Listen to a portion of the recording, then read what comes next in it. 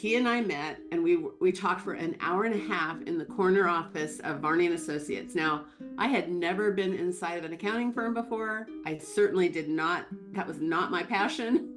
And I remember sitting there talking with him saying, well, what exactly are you looking for? And he said, well, I just need an assistant. I need somebody who will help me get my business started. I need somebody who will take care of all the stuff back at the office while I go travel. And I said, I can do that. And now, remember, I'm a pretty good salesperson and on top of all this. And so I sold myself as being completely organized, and I was really detailed, and I could take care of everything at the office for him. And in the back of my mind, I was thinking, I'll do this for a few years, but then I'll find what I really want to do. In a corporate world where all employees have great leaders with no egos that create fun cultures where people can do their best work, the employees and companies thrive while doing great things for the customers, themselves, and each other. Well, we know that rarely happens. I'm Jeff Palacio. I have been a leader for over 40 years for every t-shirt size company, from small 16 employees to extra large over 1 million. Please join me while I interview outstanding leaders that will share stories of great leadership and not so great. It will help you become a better leader while poking fun at all the crazy shit that happens in corporate America.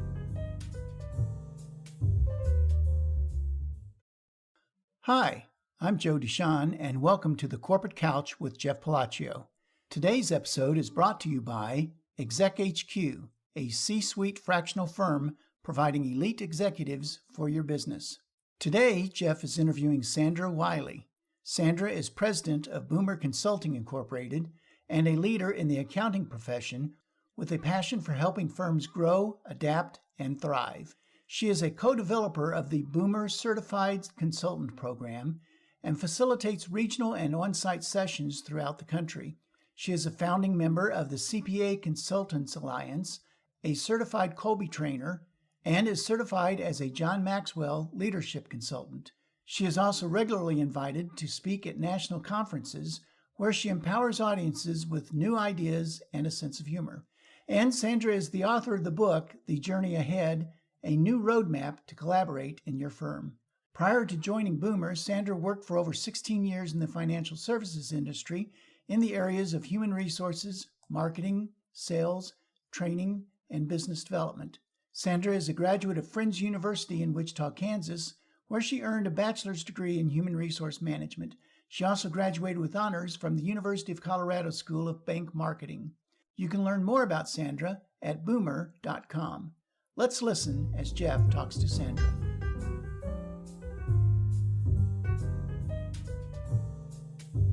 Sandra, welcome to the Corporate Couch this morning.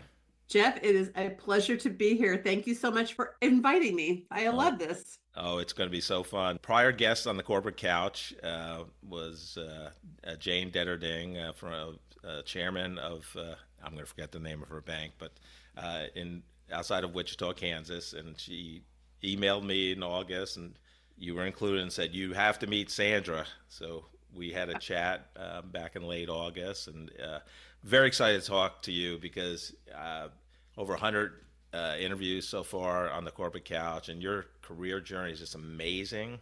How you started and what you wanted to be, kind of, when you were 18, 19, 20 years old, and what you are today. It's just a phenomenal journey, and you're award-winning professional, and chat about that. But let's start with a fun question, though. Even that people know you fairly well, Sandra, what one thing would surprise them about you? I'm not sure a lot would surprise them. I'm a fairly open person. I tell my truth, and I tell the truth about kind of where my journey is. But many people out there probably don't understand what it is like to be living in Kansas in the 60s and 70s. And I was raised in a very small town, right in the heart of Kansas, right in the middle. I used to laugh because people would say, well, did you have a large town to go do your grocery shopping? And I said, well, yeah, it was 30 miles away, but it wasn't even a very big town. So yeah, no matter where you went, it was all small towns. So 500 people was in the little tiny town I lived in. My dad was the co-op manager. My grandfather was a farmer there. It was the time of life in the 60s where you could go out and play all day long and not come back home until lunchtime and then dinner time, and nobody ever worried about you. Everybody in town knew you. Everybody, you rode your bike everywhere. It was a wonderful time, and it was a wonderful place to be raised. And I met amazing people that are still my friends today. So, yeah, that's where I think some people would be surprised about the fact that I don't have not always lived in a larger city. I lived in I grew up in a very, very small, very compact, very, I don't know, in a box kind of world. The people I met there were they were wonderful people, but there wasn't a lot of diversity. I didn't know a lot outside of that world that I lived in until I was 18 years old. So it was great, but it set me up to not know a lot about the world that was out there outside of that little piece of the world, I guess. So I don't know how to say that exactly, but I think some people are raised in larger cities and with lots of diversity around them. I was not. And so the diversity I learned about and the new people that I learned about and the new world I figured out all happened after I graduated from high school. So Yeah. And a graduating class of 32, if I recall. Our exactly, conversation. Yeah. 32 people. You got it. Wow. Yep. Love Somebody it. asked me the other day, I thought this was kind of interesting. We started a diversity, equity, and inclusion consortium in the company that I work in today. And somebody asked me, was there a lot of diversity in your growing up years? And I said, okay, so the diversity at Fairfield High School, where Jane and I went to school, there was the cowboys, there was the smart kids, there was the athletes, but there wasn't a lot of Black, and there wasn't a lot of Hispanic, and there wasn't a lot of really rich kids compared to poor kids. It was pretty much middle class America, and it was all white. The differences came in what we did for fun, right? So, but I honestly, I don't think I met anybody that had a skin color different than white until I went off to college, and so that was very different compared to a lot of other people I know. So Yeah, and it's not like today's world where, social media and, 500 channels on TV where you can, you expose yourself to different, people unlike you. I have this stupid question probably, but did you know Woodstock was going on in 1969? that is so interesting. I don't remember it. I will say, I think I heard people talk about it a little bit, Right. but honestly, it wasn't something that at 9 years old, I was like, I don't know. And my parents were so you got to love the fact that in Sylvia, Kansas, there were 4 churches. Now there's 500 people and 4 churches. So, Right. and everybody went to church somewhere. Yeah, it was a pretty protected, pretty closed growing up years. So no, I didn't know a lot about Woodstock. Now later I learned about it, right? Sure. But I didn't know about it at the time that it was going on. So Yeah, the only reason I knew about it, and I think we're approximately the same age. Yeah. I grew up in New York, so and it was probably, I don't know, an hour and a half from Woodstock, and I had a brother 10 and a half years older than I did, so I knew from him, and it also let me, not let me, but I learned a lot about the music of the 60s because I used to ride with my brother in his Volkswagen everywhere. I love it. And he, he played all his music, so the Four Tops, a lot of Motown. Yeah. Yeah, so very fun. Frankie Valli and the Four Yep. Seasons. So Yeah. I Good stuff. yeah, all good, all good. Still good stuff.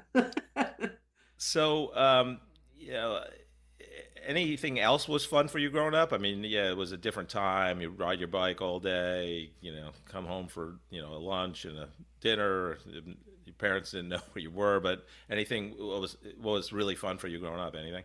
I think the thing that I don't know that a lot of people would think this is fun now, but what I enjoyed the most was the people that were in the community, and we learned amazing work ethic, and we learned amazing ways of interacting with and creating relationships in the community. So I did work for different people around the community to make extra money. We were in our youth group, and we had lots of people that were in that.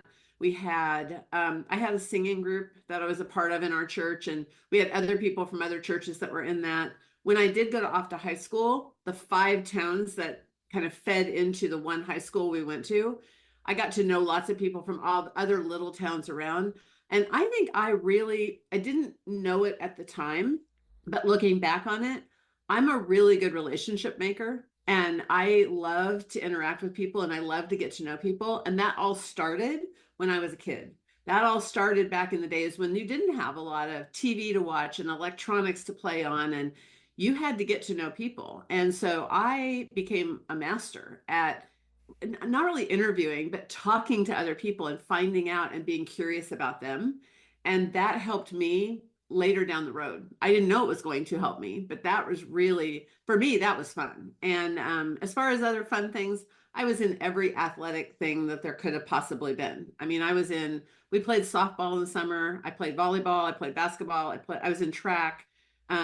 Anything that there was like that. And then also in a small school, you can be in everything. Right. So I was in choir and I was in band, and they would beg you to come be in the drama club because there was so few people. So you got to do everything. So all of that was a blessing that I didn't even realize was a blessing at the time. Well, it exposed you to so many things so you can see Yeah. where your passions were. That's phenomenal.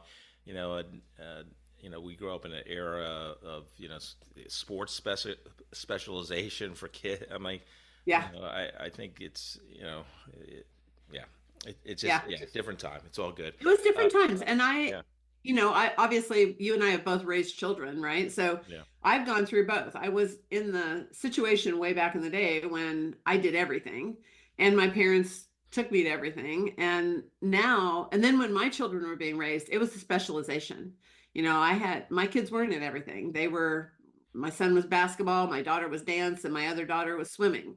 And they had to really focus on one thing because there was so many kids that were in everything that you had to focus on one Right. thing. So it was very different them growing up. And my kids grew up in a city where they had 500 in their graduating class, which was completely different than what I grew A up little with. more than 32. Yeah. Yeah, a little few more. This is where your story unfolds, unlike any guest I've had on the podcast to date. And this is what you're, accounting today, you're top 100 most influential people in accounting, and you're not an accountant, which is beautiful. You're CPA practice advisor, top 25 thought leader, top 25 most powerful women. So at this point, I usually ask, kind of transitioning into college, and what did you want to be when you grew up? So why don't you answer when you were, growing up, what did you want to be? What a different story I have. So I was 18 years old. I was graduating from Fairfield High School.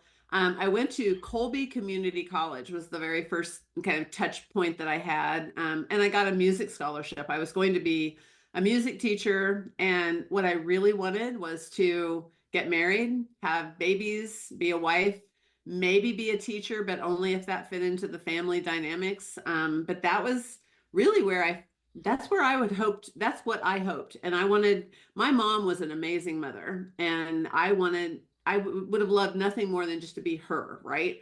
So, that's what I wanted. And so, I met a gentleman at Colby Community College and fell in love and got married.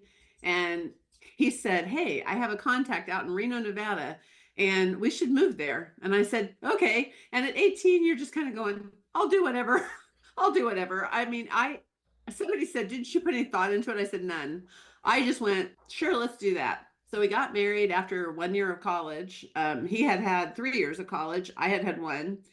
We got married, went off to Reno, Nevada. I got a job in a bank out there just because we needed money. But my focus was still, eventually, I want him, his thought was he was going to be a coach and a teacher, and I was going to be the wife that took care of the babies, right? So that was what my life was going to look like. Now, I go off to Reno and I kept taking classes, and I started figuring out at that point, now I'm in my early 20s, and I'm figuring out I really like to work. I mean, I really enjoy having adult people around me, and I enjoy excitement that comes with growing a career. And it's exciting to go from one job to another and to climb to higher levels. And I figured out that I had a real desire and a real passion for, and I was good at getting to know people, speaking in public.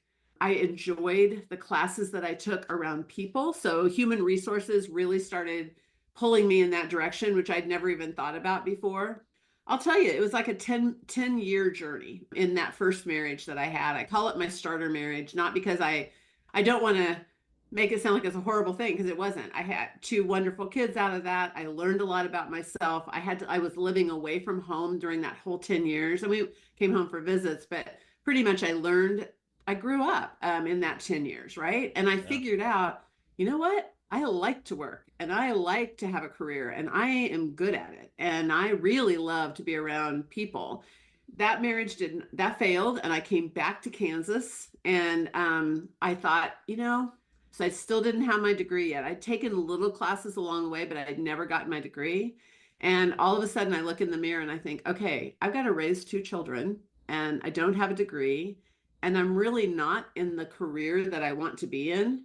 So it's time to go back to school. So at the end of my 20s, right? So I'm in 28, 29 years old. I go back to school. I go back to school at night. I work during the day. I go back to school at night. I'm taking care of two kids. We're living in a tiny little apartment. We have hardly any money, but I know that's what I have to do. So I get my degree in human resource management. At that moment, I was like, okay, and I'm not sure I really love banking, but that's what I know. And that's what's on my resume. So I go into banking and I become a vice president of human resources at a bank I was recruited to come to Manhattan, Kansas. I feel like that is the moment when my life completely started over again. It was like I got a do-over. And I was also dating a gentleman at that time, and he was living in a town that was about 90 miles away from Manhattan. We had decided we were going to get married, but it was truly like we were completely starting our lives over again. He had just gone through a divorce. I had just gone through a divorce. Both of us were broke. Both of us were starting our careers over at the age of 30, right? And everybody else in our lives had already kind of gotten their act together by then. We had not necessarily. Up till that point, it's a restart. At 30 years old, it's a complete restart, which some people would go, oh my gosh, how do you do that? I mean, most people are already kind of on their way by then. I was not. But I believe everything happens for a reason. And I think that's an important part of my story, is that I don't think anything in my life happened that was negative. I think it was it was a windy road. It wasn't a straight path. But everything I did got me to that point where the day that I walked down the street from the bank that I was working at to the accounting firm of Barney and Associates, where Gary Boomer was a partner there. And he had started a new initiative there in consulting. And he and I met and we talked for an hour and a half in the corner office of Barney and Associates. Now, I had never been inside of an accounting firm before. I certainly did not. That was not my passion. And I remember sitting there talking with him saying, well, what exactly are you looking for? And he said, well, I just need an assistant. I need somebody who will help me get my business started. I need somebody who will take care of all the stuff back at the office while I go travel. And I said, I can do that. And now remember, I'm a pretty good salesperson and on top of all this. And so I sold myself as being completely organized and I was really detailed and I could take care of everything at the office for him. And in the back of my mind, I was thinking, I'll do this for a few years, but then I'll find what I really want to do. But it sounds like a pretty decent job. And I liked Gary. The thing that drew me to the job instantly was our conversation for that hour and a half. We just enjoyed talking with each other. We had a lot in common about how we grew up. We had a lot in common about liking to have new and different things going on in our lives. We just liked each other. And at the end of it, he said, I am going to hire you. And I said, I'm not sure that this is the right path for me. And I'm not sure you can afford me, but I'm in if you can make it work. And so 2 weeks later, I went to work for Gary Boomer. I'd like to say like the rest is history because that is where my career started. It wasn't planned. It wasn't like I wrote it down on my goals when I was 18, like this is what I want to do with my life. But that was when my career started, was the Right. day that I went to work for Gary Boomer. What was it like moving from your small Midwest central Kansas town to Reno? Now Reno's not LA or New York City or Chicago, but it's a it's a lot different. So what was the biggest surprise there when you moved to Reno? You know, the biggest surprise I had was that trying to get to know people like my neighbors or people that were just in the community, making connections was exceptionally hard because, and it's not because I didn't enjoy getting to know people. It was just that there were so many people and you had to be really conscious about like where you wanted to make your contacts and where you wanted to meet people. And there were people that were so different than anybody I had ever met before. Their backgrounds were different, their religions were different. And it was exciting and it was scary as heck. It was hard. That was really hard. It was harder for me than I thought it was going to be. I don't even think I really thought about like, how am I going to have friends when I moved to Reno, Nevada? And it just took a long time. Thank goodness I did have a job because I think my work at the bank was helpful. I met some good people there. We did start going to a church there, but again, the church was, you know, I was used to going to a church with 75 people sitting in the audience. I went to a church, my first church I went to there was like 4,000 people. Oh, jeez. Oh my gosh. I mean, that was the hardest thing for me was the getting to know, having friends. I was exceptionally lucky, I will say too. Again, I feel like everything happens for a reason. So I remember sitting in the break room of the bank, like my very first week at the bank, and I knew nobody. So I kind of sat by myself at this table and a young lady came over and sat with me and she said, "Hey," she said, "I understand that you're from Kansas." And I said, "Yes, I am." She goes, "I'm from Nebraska." And she said, "I've been living here for a couple of years." And she said, and we are still good friends. Today, we are still good friends because she reached out to me and we found a commonality. And so that was what happened. I started finding common links with other people that lived in Reno. And I will say I have few friends in my life that are really close friends. I have lots of people I know, but few really close friends. But the ones I have, I still have. I have friends from high school. I have friends from Reno. I have friends from Manhattan. I have friends from different parts of my life, just a few here and there. Jane would be one of them. We were laughing the other day about the fact that Jane and I probably haven't actually seen each other for 30 years. Oh, wow. But she called me and Yeah. she said, "Hey, I have a question for you."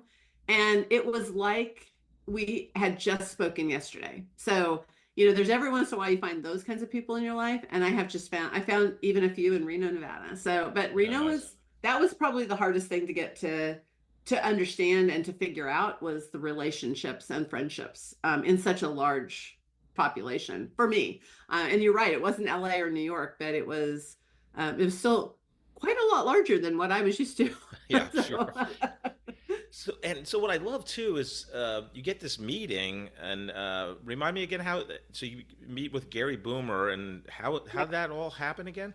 yeah, so that is I guess it's an interesting story. For some, it would be. In banking, one of the things that I was doing was getting to know lots of people in the community of Manhattan, Kansas. And so I was in the Chamber of Commerce. I had all different things. One of the things I did was I was a part of the Flint Hills Leadership Program. And so the Flint Hills Leadership Program is supposed to take young leaders and help them learn how to really engage in the community. All of the different nonprofits that are out there, the different ways that you can help your community. And that's what that program is meant to do. In that program, you get to meet the 25 or 30 people that are in the program really well. One of the things that we get to do is we get to go to the Topeka, the capital, and we get to sit in on some of the legislative sessions. And that day, I happened to sit by a gentleman named Ken McCall, and Ken was the firm administrator at Varney and Associates CPA firm. And so on the bus ride back from Topeka, I said, "Hey, Ken, I saw in the newspaper." Yes, that was when newspapers actually had things in them. So it was a job for an administrative assistant for Gary Boomer at Varney and Associates. And I said, so I know you work at Varney and Associates. I'm looking for something new right now. What do you think about that? And he said, oh, Sandra, you are so beyond that. That is not a job you want. And Gary is a little bit, he's not like a normal CPA. He is a technology guy. He's a consultant. He's a nice guy, but I don't know that that's really what you want. And he said, but if you want an introduction, I'll make it. And I said, I want an introduction. I'm looking for something and I want something different. I want out of banking. So I want something different. And he goes, okay. He tells the story that he goes back to Varney and he said, well, Gary, I have found the person that you need to hire, but you're going to have to upskill the job a lot because what you want and what she is different. And so, of course, I think that intrigued Gary. He's a very forward thinking, very visionary, big picture person. And so by the time I got down there to talk to him, which was a couple of days later, I think he already had an idea of what else could we do together. And he had already decided at that point, I think, that he was going to start a new company. You know, we were a part of that CPA firm and he was doing consulting. It was a very different service line than anything they had there. And I think it just didn't fit quite the way it should have, or maybe it would today, but it didn't then. So basically, I mean, literally within 6 months of being a part of that firm, after I took that job, then we started Boomer Consulting. And it was really just 3 or 4 people that started that. I was one of the very beginning. So I mean, that's it. It was I guess how it all started. And that it was that, again, it's all about relationship building. I mean, if I could tell anybody on your podcast today, the one thing that they can do to really make their career amazing, to really be amazing at whatever you do, whatever you decide to do, it's relationship building. If you get to know the right people and those people are people you stay in contact with, eventually that will pan out to be something wonderful. If you try to just be an individualist and stay in your own little box and don't get to know anybody else, don't be surprised if you don't get the kind of life that you want. So it's all about relationships. Yeah, So, absolutely. You know, what I really love, I mean, your whole story is just so good. But I mean, here you are, you're, around probably 35 years old. You're a VP of marketing and HR, at this bank, let alone people in their mid 30s, but even people in their 20s wouldn't take a title change right. to go from a VP and, bank titles, banks inflate titles, but still, Yeah. to be an executive assistant. But you saw the opportunity and you were open to it, and you believed in the magic, I guess, of connections. And Yeah. you probably scheduled maybe half hour, maybe an hour with Gary. It goes over to Yeah. you talk for 90 minutes. You obviously saw the connection. You were receptive to doing something different, Yeah. which is amazing. I mean, in terms of Yeah. And I will tell you that I think everybody has a gift in this world, right? And I think some people have more than one, but Gary Boomer's, I think the gift that he's got lots of gifts, but one of the gifts that I believe he has that is truly amazing is that he sees really great things about people before they see it themselves. And he told me that the very first time he met me, he thought, this person can be a consultant and this person has skills in human resources and people building that the accounting world needs desperately. And he said, from the minute I saw you, I thought she can be a consultant. Now, he did not tell me that the first meeting, right? But and I don't know that I saw that right away. But the minute that I was given the opportunity to do speaking about human resources to CPA firms, and the minute that I was given the opportunity to talk with managing partners about how important talent was in this profession, the sparks started going, right? I mean, it was like, okay, these people need to know what I already know, and I can help them get that. And so I didn't get training in how to be a consultant. It came fairly naturally to me. And I don't think I would have ever thought about it unless somebody had given me the opportunity, which is Gary. I mean, so I will be forever grateful to him for that. I believe that's when my career launched. And I would say that's part of it. The other part of it is that I had a spouse. By that time I was married, and by that time I had a spouse that was completely and utterly supportive of anything I needed to do. So on the days that I said, Gary wants me to go to New York City and do a speaking engagement for the ASCPA, and I'm going to be gone for 3 days, and we've got these little kitties at home to take care of, there wasn't even a question. He said, go, I'll take care of this, you go. And we supported each other in our career development and our growth. And so I think that's important too, is to have people in your court that will help you and support you. And you cannot do this world alone. You have to do this world with other people, and they have to be supportive of you. So you have to find those people. And if you don't have those people in your life, it's going to be a struggle. I absolutely know I could not have done it without good people to support and help me. You're employee 3 of this startup that Gary, Yeah. which is, I'm assuming it was Boomer Consulting, Yeah. as it is today. And I just noticed on your signature line in your email, they're actually based in Kansas City. I saw Yeah, we yeah, actually, so it was very interesting. Probably even before COVID, what happened with us is we were in Manhattan, Kansas. That was our original, that's where we launched. And we built the company there for many years. And then one of our employees said, my husband got transferred, and she was a superstar.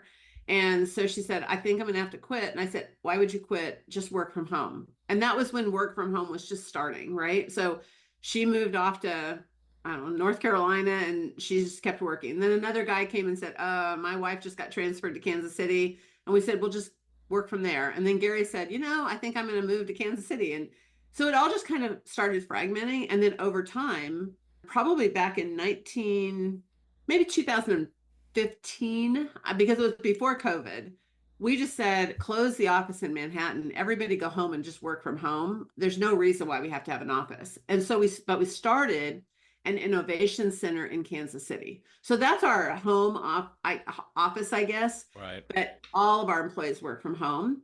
And so Kansas City is kind of our home base these days, but we have people in 8 states, and they all kind of just work from wherever they happen to be at the time. And so but it even happened before COVID, right? Yeah, So wow. COVID, I think, made a lot of people start working from home. We were doing it before that happened. So we were lucky Yeah. because it was already done. Today's podcast is brought to you by Exec HQ, a C-suite fractional firm providing elite executives for your business. If you're having challenges taking your business to the next level, if you want to augment your leadership team, or prepare your company for increased growth, profitability, and an eventual successful exit, we have seasoned executives from every C-suite position ensuring a perfect fit for your needs and the dynamics of your industry. You will work with senior leaders who like to roll up their sleeves while checking their egos at the door. They can help your business in specific services such as strategic planning, executive leadership coaching, financial management, corporate governance, marketing, sales management, and many other advisory solutions vital to your business success. That's exechq.com. To learn more, go to exechq.com or email Jeff Palacio at jeff.palacio@exechq.com. I spent a fair amount of time at Sprint, now T-Mobile, and Yeah. I started this whole new database marketing predictive analytics team that they never had before, and I had to hire basically computer programmers because data analysts and data scientists didn't exist, and Sprint didn't even have a work at home policy. This is early 90s, but I knew these people could work at home because they could log in, and so I let them work at home when I one love was a that. single dad. I'm like, I got to take my kid. I'm like, just work at home. Like, you can, so but yeah, it's very interesting. So It takes a lot of trust, doesn't it? I mean, I know that you've done that. You and I talked about that earlier, before we did this podcast together, but I feel like you have to trust your people implicitly to be able to really let them just work from wherever they are. And I got to tell you, more people than not will do it well. Oh, You know what I mean? Don't you think they're that? so appreciative of the Yes. opportunity. Now it's, kind of the norm. But yeah, I mean, it's just, yeah, I mean, just showing you care, and because that person, the most important thing at that time for him was making sure his daughter got well and getting her to the doctor, not Yeah. running, creating 8 programs to, emulate the billing system so we can tell customers if they're on the right product or not at Sprint, right? But Yeah. when you give them the grace, and be empathetic towards their situation, they appreciate it, and really I don't know if work harder is the right thing, but they appreciate it, so they're going to get the job done when they need to get it done, right? So Yes, because they absolutely. appreciate it. So yeah, it's just interesting. So about 30 years at Boomer Consulting. So I mean, I know there's probably so many lessons there, but kind of walk the audience through your progression of starting as the executive assistant to the founder and CEO Gary Boomer, the Yeah. visionary, to be, now, you've been president for 8, 9 years of Boomer Consulting. So maybe kind of what were your ahas along the way, your key learnings? I know it's hard to encompass 30 years, but I'm sure you have some thoughts there. A lot of times I have a tendency to mentor or coach young people who are looking to build their careers. And so they oftentimes ask me exactly that question, like, what were the things along the way that you learned that we could learn from? So I always tell them a couple of things. One is, don't ever get so laser focused on what you think you want to be that you miss the opportunity to see some of the things outside of your purview, right? And when things come along and you're offered an opportunity to do something that maybe even is outside your comfort zone a little bit, give it a try, because sometimes you'll go, oh, wow, that was amazing. And sometimes you'll go, yeah, that didn't work for me. And you'll have to back it up a little bit. But Gary and the company and the profession gave me lots of opportunities. Some of them worked famously, some of them did not.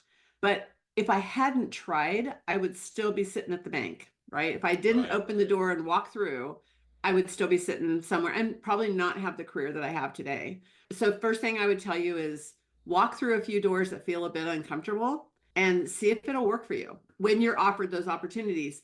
And if you're not offered the opportunities, ask for the opportunities. If you think that somebody's automatically going to always offer you those opportunities to grow your career, to grow yourself, that sometimes will happen and sometimes it will not. Sometimes you have to be your own advocate and you have to ask for, hey, could I do that speaking engagement? Could I do that? Could I write that article for you? I'm not a great writer, but I'd like to write a book. I think I have something to say in that book. I think I could do that. And then try it. And if it works, great. If it doesn't work, guess what? You know more today than you knew yesterday. So keep looking for those times to open the door, because you're going to find your way that way. The only way you will not find your way is if you never look for it. If you're waiting for somebody else to give you the opportunity, you may not get as far in your career as you'd like to. I also really, really, really believe that everybody has the opportunity to make an amazing life for themselves. I tell people all the time, if I did this, anybody can do this. You just have to work really hard to get there. You're right. There's a lot of lessons in here, but here's another one that I've learned along the way that I want every single person out there to know. Life and work balance is a bunch of crap. It doesn't work. If you believe that you can have this amazing life where everything's 50-50, where you have a perfect at home life and a perfect at work life, you're never going to find that. So stop trying to do that. Sometimes work wins. Sometimes I had to get on the plane and go to a client's and be there when my son was playing basketball, or when my daughter was at a dance rehearsal, or when my daughter was swimming in a swim meet. And I hated it. I hated every second of the fact that I missed those things. But I knew that work had to win that time. However, there were times when it was the important game or the important dance or the important swim meet or the important graduation or whatever it was with my family, and it would win. I would not take the job. I would not go do the work because I needed to be with my family. but it was never a straight 50-50 thing. It was an 80-20. And sometimes it was work that won, and sometimes it was personal life that won. Here's what I found out as I got older. Now my children are all grown and I have grandchildren and all the things, right? The other day I made a comment to my middle daughter. This was just a few weeks ago, and I said, I've always felt so guilty because the day that your dad adopted you, I had to get on a plane that afternoon and go to Texas to a job. So we went to court in the morning. We got all the adoptions done. Your then stepfather, now dad, adopted you. We went out to lunch together. Then you kids went back to school, and then I got on the plane and left. And I thought I should have been home to celebrate that day with you. And I've always felt so guilty about that. And she said, what are you talking about? And I said, well, that day. She goes, Mom, I don't even remember that. She goes, I remember going to court and I remember it was kind of cool, but I don't really remember that you got on a plane. Yeah, that's so funny. So sometimes we feel these tremendous guilt and all of that, and our kids and our family go, I don't know what you're talking about. So sometimes we have to get out of our own way. So those are just a couple of things. Walk through the door when the opportunity is there. Reach for what you want to, sometimes even things you don't know you want, and get over the fact that it's not always going to be a perfect 50-50 work-life balance. You can have a good life and you can have a good career, but sometimes one or the other might win that day. They'll win that day. So you're the VP at First Savings Bank in Manhattan, Kansas. But what prompted you to move, to want something more? Like, because I think it's a key part of your story, which brought you to almost a 30-year career at Boomer today. So I was working at the bank, and I enjoyed my job. I will say that the bank itself was going through some major changes. One of the very first things that happened at that bank, it was First Savings Bank, and I was recruited to come there. I came my very first day on the job. I'm sitting in my office. I get the newspaper, and on the very front page of the newspaper, it says cease and desist order for First Bank. And I went, I think that's my bank. And I walked into the president's office and I turned the paper around. I said, is this us? And he said, oh yeah, but don't worry about it. I said, okay, I just moved my family here for this job and I'm worried about this. And he goes, it's going to be fine. We're going to have some new leadership here. I'll tell you the whole story later. I was blown away. Now, that was the very first day. I will say everything worked out there okay. It was a family-owned bank, and they had a new person come in to run the bank after that wasn't in the family. The family had to leave. One of the other family members came back after that. So there's a lot of changes at the top, at the CEO level. But over the 5 years that I was there, honestly, the bank just changed a lot. There was a lot of changing of the guards. As a human resources person, there was a lot of hiring and firing going on. And honestly, I got into human resources. I love motivation. I love training. I love performance management, but to motivate, train, teach, mentor people. I hate firing people. I hate the detail of technology that has to be run by it, all the compliance stuff. And all I was doing for the last couple of years I was there was compliance work and hiring and firing people. And it was not what I signed up for when I thought about human resources. I wasn't doing much training. I wasn't doing much mentoring. And it was kind of I will be honest with you, it was a very toxic environment at that point. People were not happy there and it felt toxic. So that's when I decided this is not what I want to do. I want to be able to raise my kids in a really great environment, but I'm not making that much money. I need something else. There's got to be something else out in this world for me. And so that was what really triggered me to go out and start looking for something else. And I had, my husband and I were just talking about this the other day. I think I had 3 job offers when I decided to leave the bank. Gary's was really the one that was the most, I think I'd say it was the most risky because I knew nothing about it. The others were more human resources jobs. They were jobs that were actually like a human resources director at a clothing company and a human resources director at a mental health facility. I probably knew more about those jobs than I did about what Gary wanted me to do. But what felt right, I mean, in my heart of hearts, that was the one that seemed most exciting and the most I was most drawn to. So I ended up taking that job. So I think that's the other thing is never feel like you should be stuck. I was just talking to a young lady the other day that I coach, and she said, "What do I do? I feel like I need to make a change, but I don't know that I'm confident enough to make the change." And I said, confidence comes from the decisions you make. Confidence isn't what you have first and then you go out and do something. Confidence will come because you've made a decision, and then that confidence will be a part of the outcome. It's not the what makes you do it. So if you really feel in your heart and in your gut that you need to make a decision, make the decision. You can always fix it later, but make the decision. And her decision was about leaving her company. So Right.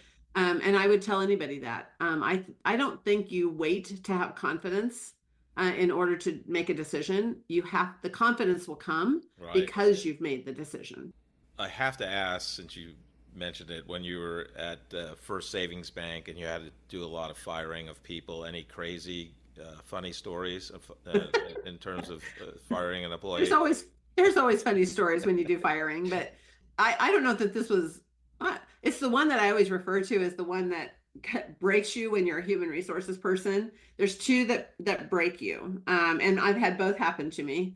The first one was I had to let go of a young lady who was truly a very nice person. I liked her personally a lot, but there was an incident that happened. She had to be let go. I was the one that had to do it. She cried, and it was not just a little bit like tears, like, and she kept saying, "Do you understand what this is doing to my family? Do you understand how this is going to just break my family?" And to this day, I live with that, right? You go home and you live with that as a human resources professional, because every single person you're firing, you're not firing them, you're firing their entire family. And now they've got to go out and try to find something else. That was the worst. I mean, I honestly, that was the worst. Now, the other one, I'm not sure it was funny, but it was a young man who was in technology, and I called him in and I said, I need to let you know that it's not working out. You know that we've put you on a performance plan. That's not working out. And he threw the stapler at me. Oh my It was on my goodness. desk. Oh jeez. And yeah, it was, and it hit the wall. And then the lady that was outside my office came running in. She goes, "Are you okay?" I said, "Nope." Oh I said, jeez. "I need some help." And he was so mad, and was absolutely the right decision. But yeah, from then on, I had other people in the office with Yeah. me whenever I fired people. The bank security guard. It was Exactly. It's like, okay, I need a second person in here just to, yeah. yeah. But I will say, I don't think there's ever a time, I don't know.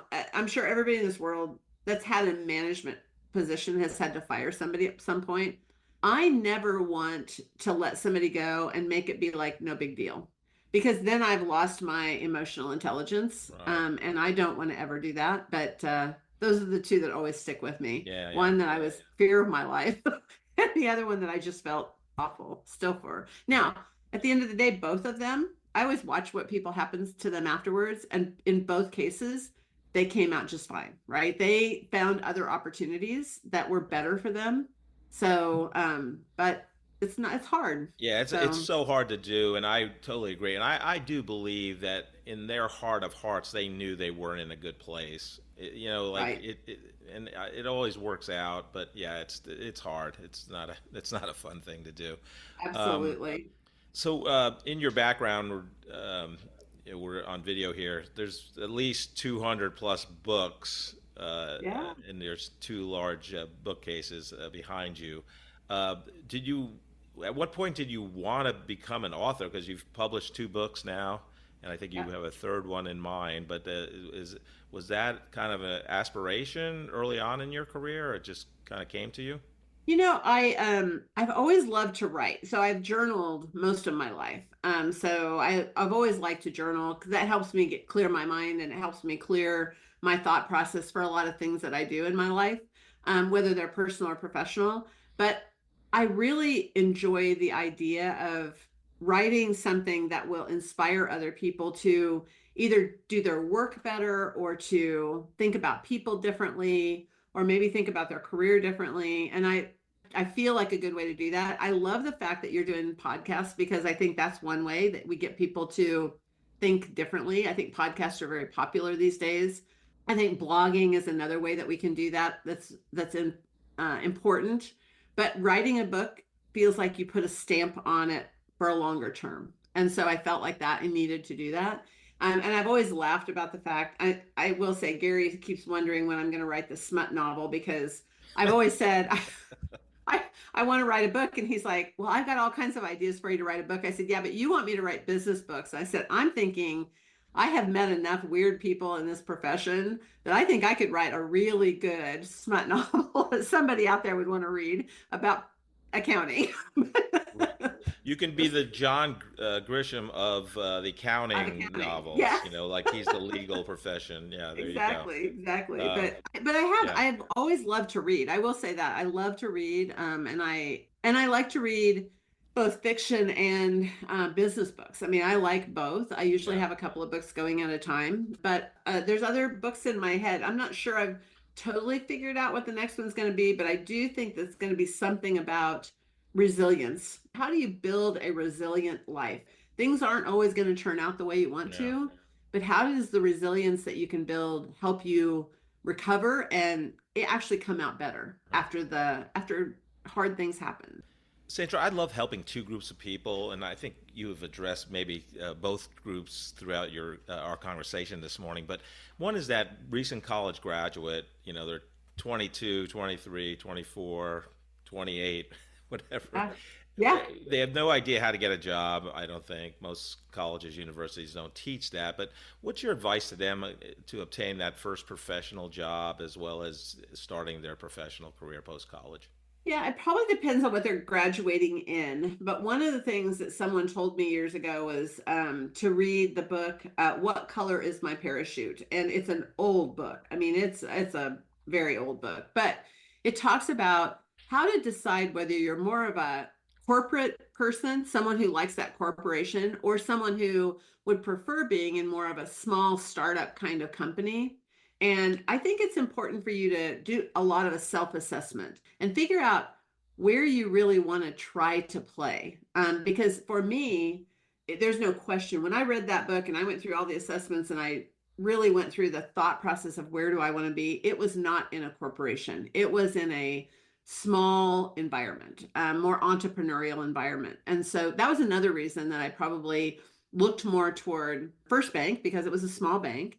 And then I looked toward Gary because it was a small company, right? So I really didn't want to be in the Sprints of the world. For me, that would have been hard because that's not the kind of organization I wanted to be a part of. So I would tell them that.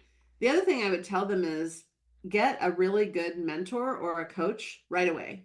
I'm a big believer in knowing what your strengths are and then really playing to your strengths. However, there are things that you need to learn how to do really well, and you need to find a mentor who will help you with that. So I'll give you an example. I feel like I'm really, when I do any assessment, I'm a type A personality. I love to talk to people. That's easy for me. It is also easy for me to come up with new ideas and do different things all the time and have a million things going at one time. That's norm for me. One of the things that I really enjoy doing, and you alluded to it, I think we've talked about it a little bit, either in our previous conversations or today, that I love speaking in public. It's one of my favorite things to do. I absolutely love it. But I also think I was just okay at it when I first started because I had no training. I just kind of did it. And so I went to Kansas State University, which is in Manhattan, Kansas, where I live. And I found a coach there, a person that taught public speaking. And I said, I'm going to record 2 or 3 of my speeches, and then I want you to give me feedback on those. And she did, and it made me a better speaker. And then later down the road, I thought to myself, okay, I'm a pretty good writer, but I'm not a great writer. So I found somebody who would help me with writing. And then I found, okay, now I'm going to be the president of a company.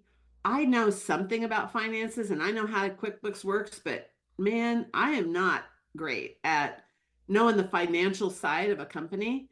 So I found someone who would teach me and help me with that. So find where some of your weaknesses are and then find somebody who will help you with that. And you're going to find that throughout your entire career. So whether you're just graduating or whether you're somebody that's restarting your career at 30 or 40, Find people that will help you. And there are millions of people out there that would love to help you.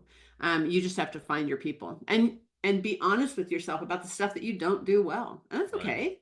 We all have that. Just find somebody who will help you with those. So I think that is one of the things I would tell people. The other thing I heard not long ago, and it has always served itself well for me, is to have your personal board of advisors, people that you will naturally go to and just have a conversation about where you are in your career, what you're thinking, what you're learning, what books you're reading, and just ask them to help to tell you what they're doing, and then follow them. Find successful people and be around successful people, and you will be more successful. If you find people who are sad and always negative and always trying to just survive, and those are the people you surround yourself with, don't be surprised if you don't turn out to be that person. Right. Yeah. No, that's So great advice. The second group is for those that want to lead a team of people from an org chart perspective and be responsible. Once they get that promotion from an individual contributor to a manager or group manager, whatever the title is, what advice do you have for them as they begin their leadership journey where they're responsible for a team? that's a really great question, because in it's it's interesting to me that in accounting, probably in other professions too. I know accounting the best, but we have a tendency to hire people and we do all the teach them all the technical stuff the first 3-5 years that they're there, and then they naturally get promoted into a manager position or a supervisor position, and we go, congratulations, you're there, and they go, oh yay, I'm there, and then they go, so what do I do? and that we really have had in the past no way of figuring out how to help them make that transition. But it's a huge transition, because it's basically from managing yourself and taking care of yourself to all of a sudden taking care of everybody else. Your responsibility is not about you, it's about everybody else that reports to you and making them successful. So your job all of a sudden turns completely on 180 and you have to do something different. So first thing I would tell them is look around, probably first in your organization or in the profession, or even just go outside of the profession and find a good management training program. Because if you've never had any formal training in management, you probably have no idea how to manage people. And I think that's important. So we run a leadership academy at Boomer Consulting. We have a lot of, obviously, accounting staff that is in that. And it is amazing how many of them are just hungry to ask questions about, okay, so I have this employee and this is what they're doing. Now, what do I do with that? And they don't have anybody to ask, or at least they don't feel like they have anybody to ask. And it was interesting. I had a managing partner conference one time, and I was telling them about everybody that is a manager in your firm should be in this class, should be in this management training program. And this one guy on the front row said, I never had anybody I never had that training. I said, okay, that I understand that. It hasn't been around forever. How good are you at that? I mean, are you a really good people manager? He goes, well, no. And we just all laughed about it. And even later he said, I've never been really asked that question before. I said, well, the reality is most of us didn't have that kind of training, and we know that they need that. So I think that's important. I think the outside training that people can look at, if they can't get it in their organization, or if they don't have it in their, like as a professional, in their profession, there are lots of great training programs out there that you can go to. So years ago, I went to the John Maxwell certification, and John Maxwell, that is all they teach is management 101, right? John Maxwell is a master at leadership training. And he talks about the levels of leadership. And level 4 is learning how to lead others. And if you can't get past that, you can't go to level 5, which is the highest level. And it is a tough level to get through. And so it is not usually natural for people. It is something that you have to learn and be taught. And so I go out and find some leadership training. I have, from a personal standpoint, last night found out that my son, who works for, actually the head company is Toro, the big corporation, But his company that he works within is a horizontal drilling company called Radius HTD, and they're in Weatherford, Texas. And he just went through a long interview process to become the manager of the sales department. And he told us last night he got the job. And he said, so they told me it's all mine, right? Just take it and do it. And I said, so what are you going to do? And he goes, I don't know. Because I'm not really sure. He says, I have some ideas, but I don't even know if they're good ideas. I said, okay, I'm going to give you two things that I want you to do. The first one is go back to human resources and say, I'm thrilled about my job. I'm so excited about it. What training programs do you have for me? Because they're a huge corporation. They have got to have some good management training internally. Ask to be a part of that. So go after that training program. Second thing I want you to do is find the person that already has a job similar to what you're going to be doing and call them and say, I want you to be my mentor, because they will be invaluable to you in the relationship. And they've already been through some of the things that you're just getting ready to go through. And he's like, I know two of those people. I said, call them both and have regular meetings with them just to bounce ideas off of them and hear what they're doing, because you can learn from them. And so I would tell anybody out there the same thing. Training and mentoring. Those are the two things that you can do to help yourself. It's amazing to me that, Toro's a huge company. It is huge. They just throw people into a job just because you're a good individual contributor or great. Yep. I mean, yeah, Yep. it's crazy, honestly. I will say, and there's no way I could do it on here because it'd take too long, but the interview process that they took him through was, I've never seen anything like it. I mean, it was probably 6 or 7 different steps in the process. Anything from individual interviews to a corporate psychologist to a simulation kind of game that he had to go through. I mean, it was an intense project or process. And I will say that I'm sure he had to feel like he was on top of the world, because if he can get through all of that and get the job, he knows he's the right person for the job. But it's a mindset flip from being, I'm in charge of me, to now I'm being in charge of a whole sales department. So it just shows he's qualified for the job, but now the real work begins of leading the team to success. Absolutely. Right? You are absolutely spot on. Yep. Oh, I love that. No, that was really so good. Great advice. Sandra, thank you so much for coming on the corporate couch this morning. I love your energy. It's so great. And I'm so glad Jane introduced us. So thank you. Well, Jeff, I'll thank you right back, because I had not really ever heard your podcast before. I mean, I hate to even admit that, but I listened to several of them after you and I talked the first time, and what amazing people that you are talking to, and what a great service you are doing to the world. And so I applaud you for what you're doing, and I thank you for having me on here. I feel very blessed and very grateful to be here. And I hope that I have said something that will reach somebody in your audience. And I appreciate you. Thank you so much. Yeah, you said a lot of great things. Thanks so much. Have a great rest of the day. Thank you.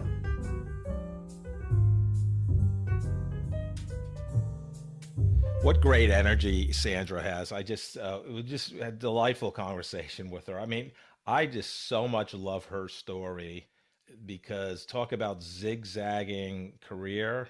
Like, she graduated high school, class of 34 in her high school in some rural Kansas town, goes to Colby Community College, and was going to be a music teacher, I guess. But what she really wanted to do is have babies and be a housewife. And so she met a guy in junior college. He was a couple years ahead, and she's 18, and he goes, let's move to Reno, Nevada. Now, going from, a high school class of 34 graduates to Reno, Nevada is a big change when you're 18, 19 years old. Then she gets married out there, has 2 children, but she had to work because they had to, put food on the table, pay rent. So then she decided she really liked working. She liked the feeling, and she loved the relationships.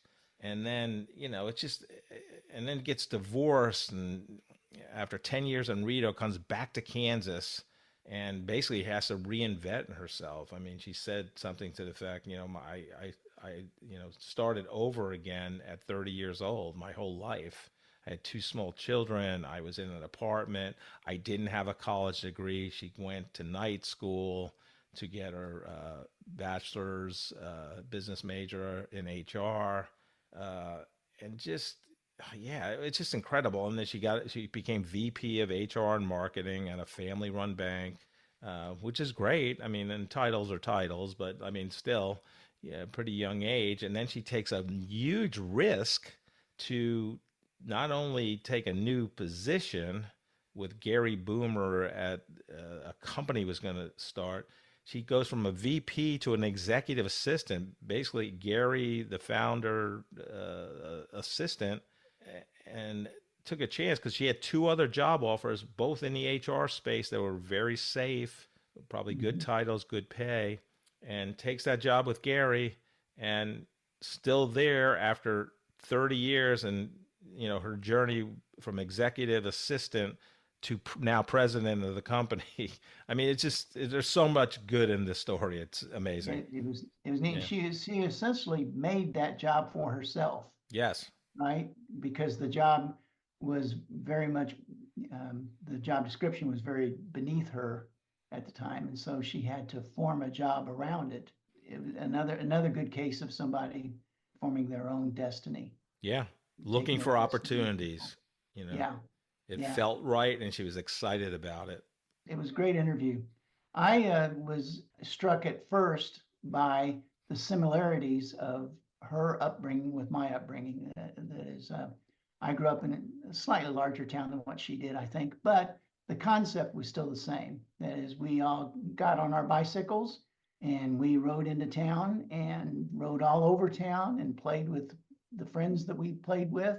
Mom and Dad literally had no idea where we were all day long. Yep. And that's just the way that it was back then in a city like that. And then of course I went off to college to be a music teacher, and she went off to college thinking she was going to maybe be a music teacher.